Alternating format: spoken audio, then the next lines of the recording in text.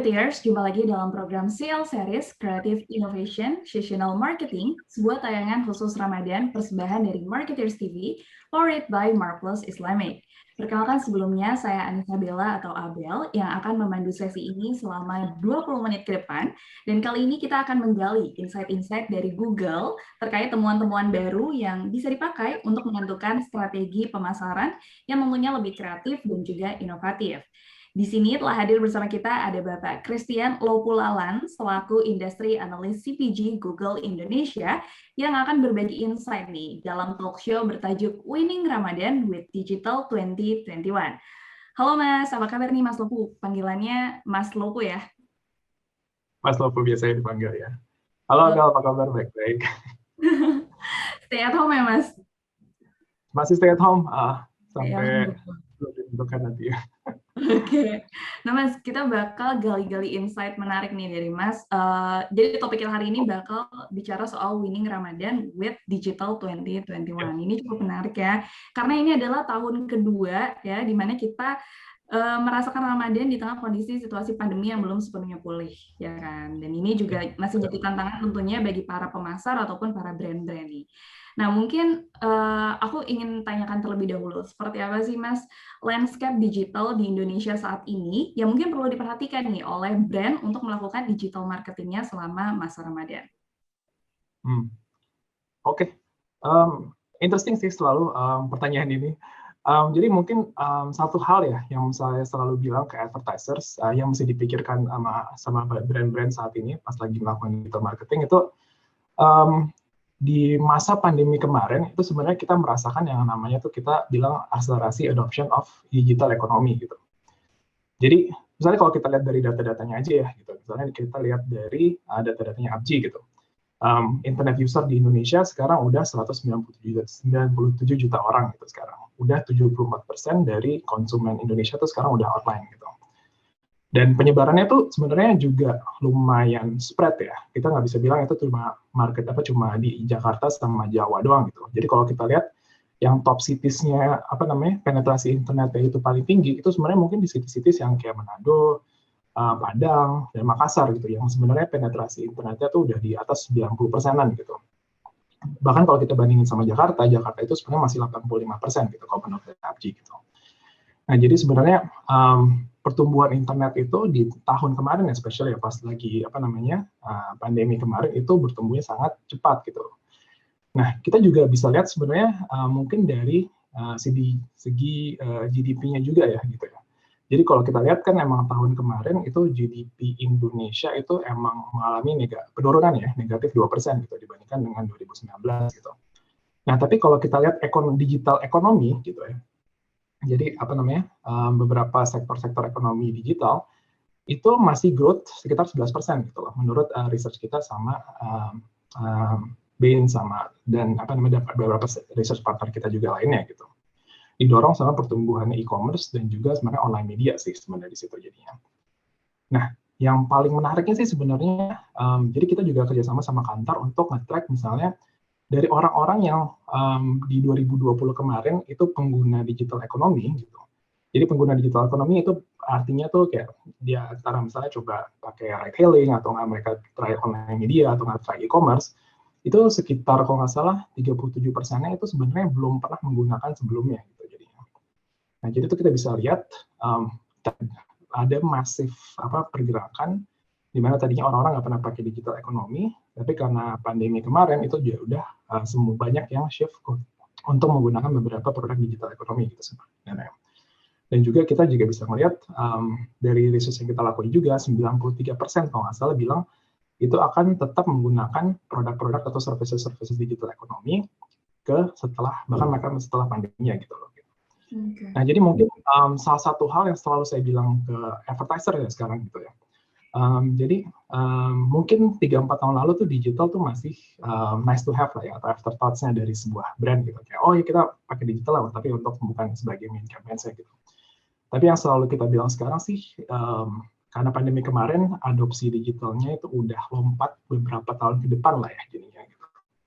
Untuk Indonesia, Nah, jadi tuh sekarang kita bisa bilang digital itu bisa jadi mainstream dan bisa jadi bahkan untuk beberapa brand itu jadi channel utama yang bisa mereka pakai untuk targeting audiens mereka gitu. Karena tadi kita bisa lihat skill-nya udah masif, orang-orang udah involved dan mereka tuh akan ke depannya tetap menggunakan si digital produk tersebut sih sebenarnya gitu. Jadi kalau saya bilang sih akselerasi itu dan kita mesti mikirin digital itu bukan cuma nice to have lagi, tapi udah sesuatu yang mesti dipakai secara mainstream gitu atau secara scale sekarang untuk para brand. Oke, harus dipakai mulai secara mainstream karena 93% dari mereka ya pengguna ini mengaku kedepannya terus akan menggunakan layanan-layanan. Gitu. Jadi kita bisa bilang tuh acceleration lah jadinya selama pandemi kemarin sih gitu jadi. Oke, nah Mas, tapi berdasarkan riset Google selama setahun terakhir ini nih, seperti apa sih consumer insight seputar Ramadan di tahun ini yang sebaiknya ini diperhatikan ya oleh para brand ataupun para pemasar? Kalau untuk consumer insight sih sebenarnya kita selalu bilang ada 4 hal yang berubah lumayan drastis ya untuk consumer Indonesia pada bulan Ramadan ini gitu. Jadi waktu itu kita juga pernah bikin session tentang ini gitu. Jadi waktu itu kita bilang pas bulan Ramadan orang Indonesia tuh ada kita bilang 4 mores. Gitu. Yang pertama adalah more spiritual, terus more entertainment, cari tentang more convenience dan juga melakukan more shopping gitu. Dan ini tuh selalu mungkin kalau kita lihat dari tahun ke tahun emang trennya tuh selalu dari 4 hal ini sih. Tapi mungkin kayak misalnya di tahun kemarin pas ada pandemi mungkin ada sedikit flavor apa namanya hal yang berubah aja, tapi in general itu masih selalu tentang 4 hal ini gitu jadinya. Jadi misalnya kalau kita lihat di misalnya di more spiritual gitu, pasti during pandemi during Ramadan period gitu. Banyak pencarian tentang doa, tentang zakat, dan juga bukan cuma dari segi religinya aja, tapi mungkin dari segi social awareness-nya juga gitu. Social awareness tiba-tiba orang-orang tuh jadi lebih mencari lebih banyak tentang donasi atau juga tentang hal-hal kayak gimana caranya mereka mau kirim hampers ke close friends atau ke loved ones. Itu juga jadi sesuatu hal yang orang Indonesia jadi lebih perhatikan sih sebenarnya gitu. Nah, jadi ini mungkin suatu hal yang selalu kita bilang ke brands juga during this time itu tuh kita juga bisa melihat dari tipe-tipe konten aja deh atau enggak tipe-tipe ads yang mereka orang-orang Indonesia banyak nonton ya gitu ya. Orang-orang Indonesia di bulan Ramadan biasanya suka nonton iklan justru. Yang lebih konten-konten atau ads-ads yang sebenarnya lebih orang Indonesia tertarik itu pasti selalu ada yang berhubungan dengan kayak misalnya iklan-iklan yang menceritakan tentang berbagi atau enggak menceritakan tentang kesetaraan atau enggak menceritakan tentang kebaikan. Jadi itu sebenarnya during this time itu emang juga kita selalu bilang untuk brand with meaning sih gitu jadinya gitu. Karena orang Indonesia tuh lagi dari segi pandangannya pun itu juga lagi lebih spiritual dibandingkan dengan periode-periode biasanya sih gitu jadinya. Nah, jadi mungkin yang itu baru satu ya more spiritual, tapi kalau Indonesia pasti juga during this time itu juga cari lebih banyak entertainment, itu selalu hal yang pasti paling sering berubah karena mungkin kita sekarang jadi bangun lebih pagi, kita nungguin sahur, itu pasti ada jedanya di mana kita tuh sekarang kita buka YouTube atau nonton berita, dan juga pasti nanti makan siang kita nggak makan siang, jadi pasti itu juga lagi browsing atau lagi cari tentang entertainment lainnya. Dan juga nanti pas ngabuburit juga pasti buka YouTube lagi atau buka OTT lah atau apa gitu untuk cari entertainment. Jadi kita selalu bilang entertainment consumptions during Ramadan itu juga pasti jadi jauh lebih besar sih gitu. Yang kedua, yang ketiga, keempat itu pasti selalu tentang orang Indonesia pasti cari cara untuk membantu Ramadannya mereka lah ya gitu. Jadi kayak selalu mencari hal yang memudahkan mereka gitu.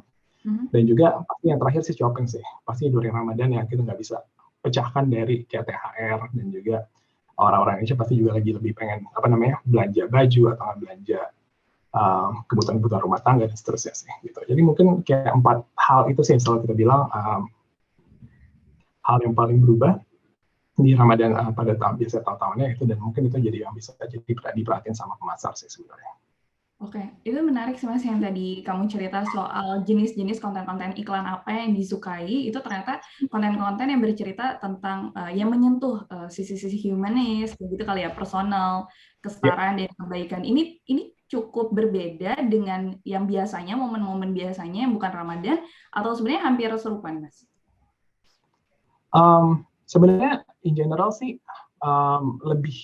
lebih banyak konten-konten seperti itu pas bulan Ramadan lah ya. Soalnya again sih karena point of view orang-orang tuh juga sedang lagi berubah gitu ya. Mungkin kalau dari bulan Ramadan itu kita lagi pengen mencari the best part of ourselves gitu lah ya jadinya. Jadi message-message yang seperti itu jadi lebih gampang diterima atau lebih gampang pengen ditontonnya sih gitu jadinya sebenarnya. Tapi of course kayak itu bukan cuma di periode Ramadan aja sih sebenarnya. Pas kayak for example kayak dulu pas awal-awal pandemi banyak sekali juga marketers dan juga iklan-iklan yang mengangkat tema-tema misalnya untuk tema-tema untuk gimana caranya untuk menjaga kesehatan di kala pandemi dan juga mungkin untuk kayak bikin tribute untuk tenaga kesehatan dan segala macamnya itu meskipun beberapa iklan tetap long form itu juga tetap orang-orang Indonesia masih tetap suka nonton sih gitu sebenarnya gitu. Jadi sebenarnya selalu kita bilang sih selalu sesuaiin dengan apa namanya insights dan tema-temanya yang orang Indonesia lagi rasain sekarang sih gitu. Tapi in general pasti kita selalu bilang ya 15 second ads yang typical TVC yang kita biasanya punya itu tuh masih yang paling impactful lah ya kalau during normal times sih sebenarnya. Oke, nah Mas kalau kita lihat secara lebih general nih Mas, secara global gitu, ada nggak sih perbedaan antara tren konsumen di Indonesia semasa Ramadan dengan di negara-negara lain di luar Indonesia? Sebenarnya kalau tren, nah ini menarik tentang insights ya selalu ya. Sebenarnya untuk beberapa tadi hal-hal yang saya bilang itu ya kayak tentang more entertainment, more spiritual, more convenience. Saya pernah melihat untuk di data-data di beberapa negara juga ya, misalnya kayak di Malaysia, Pakistan dan juga Bangladesh gitu yang apa namanya emang merayakan Ramadannya itu sebenarnya lumayan mirip-mirip sih sebenarnya gitu. Karena mungkin again itu kan human behavior ya gitu. Jadi pas lagi apa namanya despite kayak kita lokasinya ada di mana, di negara apa gitu, tapi sebenarnya tren-tren itu tuh masih mirip sebenarnya gitu. Tetap orang-orang bangun lebih pagi dan mencari entertainment. Tetap aja mereka juga apa namanya during this time mereka coba menjadi lebih baik dan menjadi lebih spiritual dan seterusnya gitu sih. Gitu. Tapi mungkin ya adalah pastilah apa namanya kalau kita perhatiin dari keywords trennya gitu ya yang spesifik untuk orang Indonesia gitu dari tipe-tipe makanannya misalnya yang apa namanya yang naik pas bulan Ramadan pasti di Malaysia sama di Indonesia beda gitu misalnya. Tapi mungkin salah satu hal yang lumayan lucu ya kalau aku bilang yang cuma terjadi di Indonesia itu sebenarnya ada di tren skincare sih kalau aku bisa lihat. Oh ya? Jadi kalau kita lihat di Indonesia itu pencarian skincare itu tuh justru naik sekitar 2 minggu setelah Lebaran selesai. Gitu. Oke, jadi habis dapat uang THR atau uang amplop itu, terus akhirnya buat belanja skincare, nyobain skincare. Nah, sebenarnya kita memikirkan teorinya sih mungkin karena mereka habis mudik ya biasanya ya.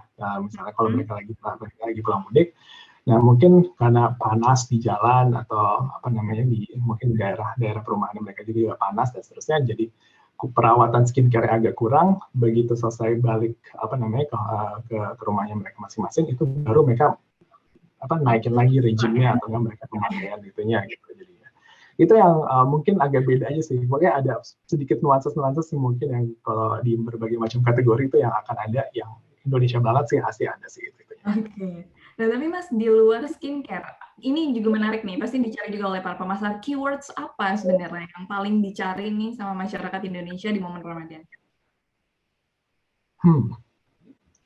Keywords banyak banget sih sebenarnya kalau kita bisa lihat di apa namanya di masa Ramadan itu pas yang naik itu keywords apa aja tuh vary banget ya. Jadi kalau kita bisa lihat dari misalnya kalau tadi kita pakai yang si 4 pilar lagi itu ya. Kalau dari segi spiritual pasti hal-hal yang biasa naik itu pasti zakat, terus juga doa-doa dan juga jam-jam puasa itu juga pasti selalu hal yang paling naik tinggi pas Ramadan. Tapi kalau dari segi social awareness selalu donasi sama sumbangan itu juga akan naik pas Ramadan. Dan yang kemarin lumayan unik pas di Ramadan kemarin itu adalah sebenarnya kirim hampers atau kirim makanan gitu. Nah, ini pasti juga teman-teman pasti ngerasain kan ya, kayak kita tiba-tiba, oh ya kita semua kirim-kiriman hampers, kirim-kiriman makanan gitu, kayak buat sebenarnya untuk socially connected aja sih during Ramadan gitu. Dan apa yang paling banyak juga mas untuk social awareness tuh kalau nggak salah video call banyak orang. Jadi pasti pas Ramadan kita semua pasti pengen hangout lah ya bareng teman-teman semuanya gitu. Jadi searches tentang video call itu juga lumayan tinggi. Nah kalau untuk entertainment sih sebenarnya hampir semua entertainment searches itu naik 2 kali lipat di Ramadan. Okay. Mau dari gaming, mau dari musik, mau video-video olahraga, mau OTT, mau podcast, itu tuh kalau kita lihat sebenarnya pas Ramadan kemarin hampir semuanya naik 2 kali lipat, bahkan lebih sih gitu jadinya. Pastilah ya, soalnya again tadi kan orang-orang lagi mencari hal-hal yang mereka pengen lakuin dan mencari entertainment, jadi itu selalu entertainment searches itu naik 2 kali lipat gitu. Nah, kalau dari segi convenience sih sebenarnya ini convenience selalu kita bilang lumayan unik ya posisinya gitu ya. Karena kalau biasa di periode biasanya gitu, convenience itu selalu orang Indonesia paling cari yang paling mudah lah ya, pasti during Ramadan gitu. Jadi kalau kalau nyari resep pun nyari resep ayam bakar yang mudah gitu, atau nggak resep anti gagal gitu. Itu tuh selalu biasanya yang selalu dicari sama orang-orang Indonesia gitu, karena mereka pengen hasil yang ya pokoknya kita kan emang selalu sibuk lah ya pas Ramadan. Terus nanti kalau dulu pas masih sebelum pandemi kita pulang macet, jadi itu kita punya sedikit waktu lah, pasti kita cari banyak bantuan sih gitu jadinya. Tapi kalau di masa pandemi kemarin gitu, masih mencari yang kita bilang speed sama ease, ya maksudnya kemudahan dan kecepatannya itu. Tapi mereka juga cari lebih banyak tentang safety juga gitu jadinya. Jadi kayak kalau sekarang jadi trennya tuh lebih misalnya masih orang-orang Indonesia masih pengen masak pas Ramadan pastinya gitu. Tapi mereka sekarang jadi nyarinya lebih online grocery juga gitu. Jadi mereka masaknya dibantu belinya dengan online shopping gitu jadinya gitu. Pas mereka lagi beli bahan makanan mereka gitu. Dan tapi bukan berarti itu selalu trennya itu selalu tentang convenience sih. Bahkan mungkin sekarang jadinya kebalikan gitu untuk beberapa kategori ya. Ini mungkin saya kepikirannya skincare lagi sih jadinya. Jadi kalau kita bisa lihat di beberapa tren skincare gitu ya, karena kita sekarang mungkin nggak bisa ke salon atau mungkin nggak bisa ke perawatan ya gitu jadinya. Nah, jadi itu yang paling banyak increase-nya keywords-nya pas during Ramadan itu adalah sebenarnya ngecat rambut. Mereka pasti pengen ngecat rambut sendiri jadinya during Ramadan. Dan juga kita bilang tuh produk-produk beauty yang lumayan advance itu. Nah, produk-produk beauty yang lumayan advance ini contohnya misalnya kayak mask atau enggak serum atau enggak pencarian-pencarian tentang eye cream, tentang night cream, day cream. Jadi kayak ada regime-nya pencarian tentang ingredients, kayak misalnya ingredients skincare gitu ya, kayak niacinamide, salicylic acid, itu tuh juga menjadi sesuatu yang orang-orang tuh lagi dicari gitu loh. Karena ini ya simply karena ada health aspect yang dimana mereka nggak bisa ke salon atau mereka nggak bisa perawatan di luar gitu. Ya jadi mereka semua bawa ke rumah sih jadinya gitu. Jadi mungkin sebenarnya bukan convenience tapi lebih ke aspek safety sih mereka lihat di situ. Okay. Nah, Mas Lobu, bicara sekarang mungkin soal customer behavior. Ini seperti apa sih perubahannya mungkin dari customer behavior konsumen Indonesia selama setahun nih semasa pandemi dan mungkin harus diperhatikan oleh para pemasar nih agar bisa relevan dalam menyampaikan komunikasi pemasaran mereka di masa Ramadan ini. Apa ya? Mungkin kalau selain dari yang tadi kita omongin ya, digital consumption ya, itu yang berubah cukup besar sih sebenarnya cara mereka belanja sih sebenarnya gitu. Nah jadi mungkin di masa pandemi kemarin, tadi mungkin saya sudah sempat cerita juga, penggunaan e-commerce itu sebenarnya meningkat 2,1 kali lipat gitu dibandingkan dengan masa-masa sebelum pandemi gitu sekarang gitu. Dan jadi kalau kita lihat juga pembagian dari e-commerce-nya itu sendiri itu bukan cuma sekarang itu untuk big ticket purchase gitu loh. Bukan cuma untuk kayak beli handphone atau beli perabot rumah, tapi sekarang udah lebih kayak hal-hal yang peningkatan yang paling cepatnya itu justru dari pembelanjaan kayak misalnya belanja rumah atau food and groceries gitu jadinya gitu. Nah, ini sebenarnya punya efek peningkatan e-commerce ini ya, itu punya efek yang cukup unik sih sebenarnya gitu. Jadi berdasarkan research ada salah dari McKinsey, sekitar 92% kalau nggak salah ya, konsumen Indonesia itu sekarang punya kebiasaan belanja yang baru gitu, yang sebenarnya belum pernah mereka lakuin sebelumnya gitu. Kebiasaan belanja ini yang baru ini tuh contohnya antara mereka coba brand baru yang mereka tadinya nggak pernah pakai, mereka belanja di toko yang sebenarnya mereka nggak biasa belanja, atau enggak mereka coba metode belanja baru gitu loh, seperti online groceries, atau enggak mungkin juga pick up delivery gitu jadinya gitu. Nah, yang mereka cari itu sebenarnya apa? Mereka cari sebenarnya lebih metode-metode itu yang meng-offer value dan convenience gitu sekarang jadinya gitu. Dan tentunya kan kita sempat ngomongin juga tentang keadaan ekonominya orang Indonesia itu sendiri. Agak lebih susah ya, especially di di Q2 tahun lalu, di mana kita tuh penurunan GDP-nya cukup masif. Nah, jadinya sekarang kita kalau nggak salah tuh sekitar 60% orang Indonesia tuh jadi lebih hati-hati sih sebenarnya dalam menentukan mereka tuh akan belanja di mana dan mereka tuh akan belanja untuk apa gitu sebenarnya gitu jadinya. Nah, makanya itu sebenarnya jadi kalau kita bisa lihat tuh sebenarnya emang orang Indonesia lebih hati-hati dalam spending mereka, uang mereka di mana. Tapi sebenarnya lebih fleksibel sebenarnya gitu. Kayak 90%-an itu tuh punya kebiasaan belanja baru gitu. Mau coba-coba jadinya gitu sekarang jadinya gitu. Nah, itu tuh efeknya sebenarnya jadi apa? Kalau makanya saya selalu bilang sama teman-teman advertiser itu yang mesti dipikirkan sebenarnya mesti dipikirkan benar-benar si purchase journey-nya itu sendiri sih sebenarnya gitu. Dari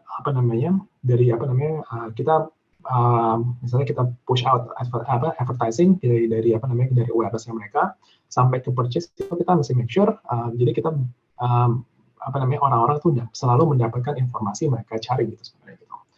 Jadi misalnya kalau kita ngelihat iklan di YouTube terus kita misalnya klik, itu harus udah ada atau mereka lakukan search di Google, kita udah pastikan kayak produknya udah tahu produk information saya udah ada. Kalau misalnya produk-produk makanan mungkin kayak nutrisi dan kalorinya itu juga udah ada di situ gitu. Dan make sure tuh kayak misalnya kita udah cantumin juga bisa ditemukan di mana produknya dan juga kayak harganya berapa dan seterusnya, informasinya itu mesti lengkap sih gitu. Karena tadi itu dua hal itu sih gitu. 92% itu mau coba-coba hal baru sekarang dan juga coba brand baru, dan mereka tuh lebih hati-hati juga dalam spending uangnya mereka juga gitu. Jadi kita mesti benar-benar memikirkan gimana caranya kita deliver the best value se-convenient mungkin sih selalu gitu. Jadi mungkin itu dua hal yang selalu saya bilang tuh jadi penting sih sekarang ini sebenarnya gitu. Benar banget, aku setuju banget. Kebetulan aku juga sempat baca survei McKinsey yang itu, dan memang sekarang tuh customer kayak nggak takut buat nyoba produk serupa, tapi dari brand yang nggak biasa mereka gunain. Jadi mereka udah nggak gitu loyal kan sebenarnya. Mungkin in terms of harganya jadi lebih ramah di kantong, atau mungkin salah satunya juga yang tadi Mas cerita, mungkin ketersediaan produknya nggak ada. Dia ke-push sama marketingnya dapet, tapi pas dia nyari produknya sold out mungkin di e-commerce, atau mungkin di offline store-nya nggak ada. Akhirnya mereka mau nggak mau nyoba ke produk yang lain, dan mereka nggak segan sebenarnya coba. Jadi benar sih kata kamu, harus perhatiin dari segi marketing sampai nanti purchasing-nya itu sendiri ya, Mas. Ini menarik banget. Dari purchase funnel-nya itu sih yang mesti komplit kita bilang. Benar, karena percuma di-push terus marketingnya, tapi kok barangnya nggak ada, produknya kan itu juga nggak ada ujungnya jadinya, goals-nya nggak dapat. Nah, Mas, apa aja sih Mas rekomendasi Google Indonesia nih buat brand-brand di Indonesia agar semakin engage nih dengan audiens mereka? Apa ya? Ini mungkin jawaban yang sering diberikan sama orang-orang Google kali ya. Soalnya kita bilang agility ya, mungkin yang jadi suatu hal yang penting gitu. Agility pasti again definisinya bakal beda-beda untuk setiap orang gitu, tapi selalu yang saya selalu tekanin sih sebenarnya 3 hal sih mungkin ya. Pertama mungkin dari listen to your audience dulu. Jadi selalu saya bilang tuh buat kita mesti tahu orang-orang tuh ngomongin brand kita tuh ngomonginnya gimana gitu. Dan ini kan kita punya banyak resource sekarang gitu. Kita punya Google Search lah paling gampang gitu. Search trends kita bisa tahu, kita tinggal masukin keywords brandnya kita apa, terus kita bisa lihat orang-orang tuh nanyanya apa sih sebenarnya. Apakah nanya produk, apakah nanya review, apakah nanya harga gitu. Jadi kita mesti tahu gimana bisa punya conversations yang dua arah gitu sama ini, karena kita bisa menjawab hal-hal yang orang-orang audiens kita tuh atau konsumer kita tuh nanyain gitu sebenarnya gitu. Yang kedua sih mungkin untuk agility selalu berhubungan sama insights kali ya, mana mungkin saya industri analis juga. Jadi kita masih lihat sih sebenarnya tren-tren apa sih yang sebenarnya penting gitu. Kayak misalnya di Ramadan gitu. Ramadan entertainment tuh jadi sangat penting gitu. Especially kalau kita bisa lihat gaming sih. Gaming itu mungkin merupakan salah satu entertainment yang paling banyak dikonsumsi di masa Ramadan gitu. Nah, jadi itu kita selalu nanyain gimana nih, kalian punya nggak brand purpose-nya kalian atau nggak brand approach-nya kalian yang bisa berhubungan dengan gaming nih, karena audiens tuh sebenarnya pasti lagi nyari tentang hal-hal yang kayak gini gitu sebenarnya gitu. Dan yang ketiga sih selalu bilang, karena digital ya, selalu listen to the numbers ya gitu. Karena tuh semua hal yang digital tuh bisa dites, bisa divalidasi, dan bisa diukur gitu. Nah, jadi kita selalu bilang, ya udah, jadi kita mesti coba cepat, try fast, fail fast, terus adjust fast gitu, selalu. Jadi selalu coba untuk adjust ke hal-hal yang baru-baru juga, dan cobain aja sesuai, terus kita lihat sebenarnya sesuai dengan matriksnya apa enggak.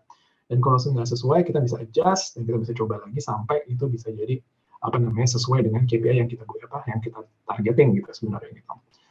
Jadi mungkin kalau yang selalu saya bilang sih sebenarnya untuk digital agility sih. Jadi kayak jangan takut salah, jangan takut ini, dan juga selalu dengerin insights sih. Oke, ini sama kayak pesannya Bu Nuril Makarim, kayaknya orang-orang Google selalu bilangnya gitu ya. Aku pernah ngobrol sama dia juga jawabannya sama kayak gini. Oke. Oh gitu ya? Iya, sama banget. Oke.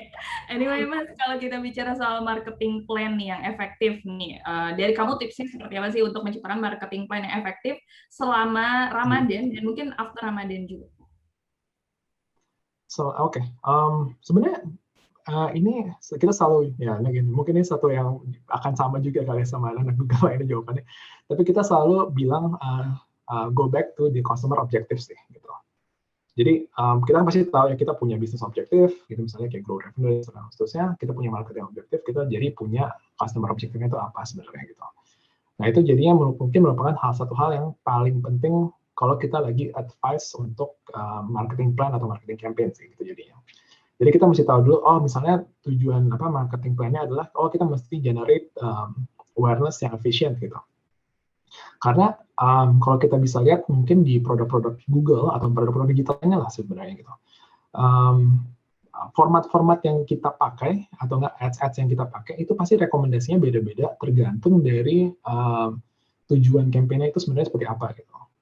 Kayak misalnya tujuan campaign-nya, kita cuma mau build awareness setinggi mungkin di masa Ramadan. Gitu. Kita bisa pakai hal-hal yang mungkin seperti bumpers atau enggak itu yang ads yang 6 second itu karena bisa dapat awareness yang sangat tinggi gitu sebenarnya. Gitu.